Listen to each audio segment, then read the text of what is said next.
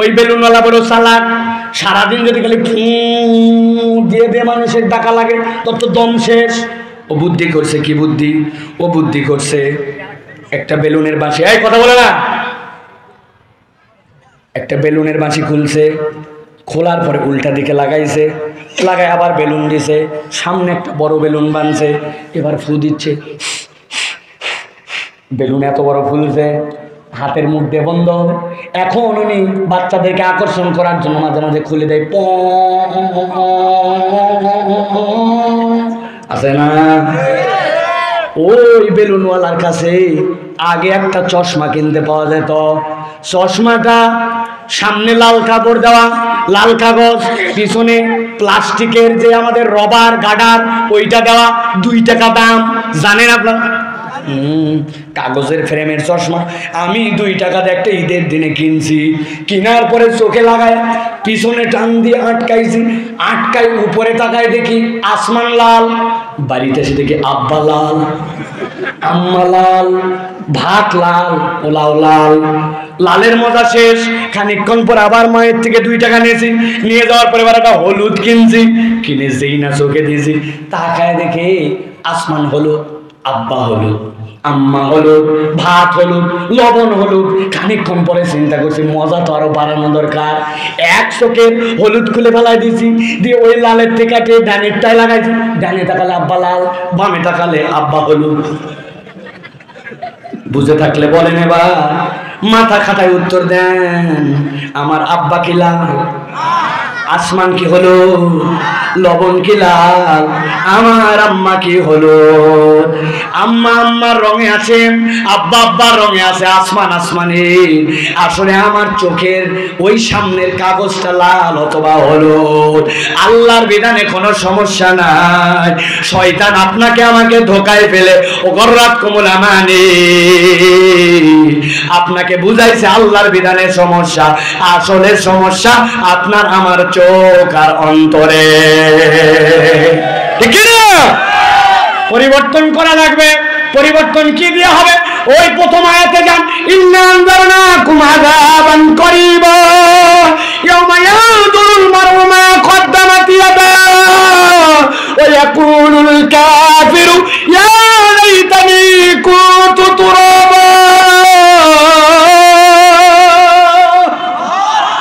আমার আল্লাহ বলছেন শুধরায় যাও, এই মাহফিল কোন আনন্দ অনুষ্ঠান নয়, বিনোদন অনুষ্ঠান নয়। যেই কথাগুলা শুনলা ওই আযাবের ভয় দেখানোর জন্যই নবীকে বলছি ফাযাক্কির ফাইন্না যিকরা তানফাউল মুমিনিন। এই আলোচনায় ঈমানদের কল্যাণ আছে আছে আছে আছে।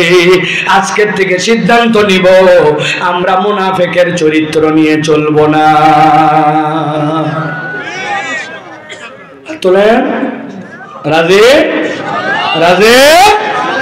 4টা অপরাধ কখনো আল্লাহ রাব্বুল আলামিনের হুকুমের বাহিরে নিজেরা নিজেদেরকে পরীক্ষায় ফেলবো, বেনামাজির সাথে ঘুরবো, মিথ্যা কথা বলবো, গালি দিব। 2 নম্বর, আমরা কখনো আল্লাহর দিকে আসতে দেরি করব না। আজকের থেকে যা যা গাফলতি আছে হুকুম মানবো। রাজি?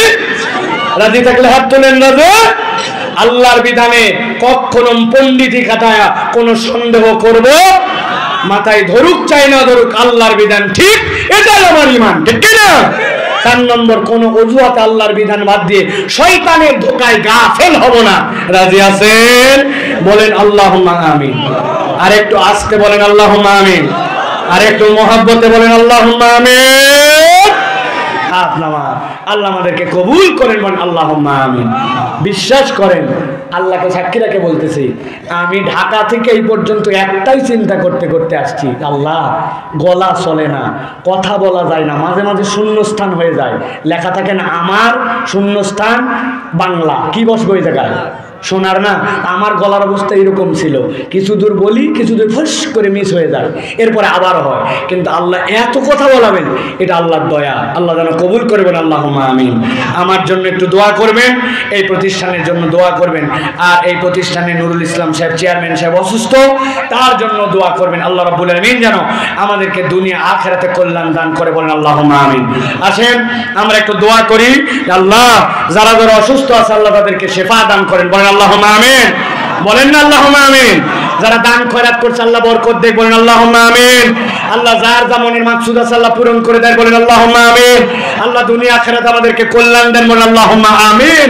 আল্লাহ আমাদের কবরে যারা পিতামাতা চলে গেছেন মাফ করে দেন, বলেন আল্লাহুম্মা আমিন। আজকের অতিথি যারা আসছেন, দায়িত্বশীল আসছেন, আল্লাহ যারা খরচ করেছেন সকলকে বরকত দেন, বলেন আল্লাহুম্মা আমিন। এবার মজলিস ভঙ্গের দোয়া করেন আমার সাথে, সুবহানাকাল্লাহুম্মা ওয়া বিহামদিকা আশহাদু আল্লা ইলাহা ইল্লা আনতা আস্তাগফিরুকা ওয়া আতুবু ইলাইক। আসসালামু আলাইকুম ওয়া রাহমাতুল্লাহ।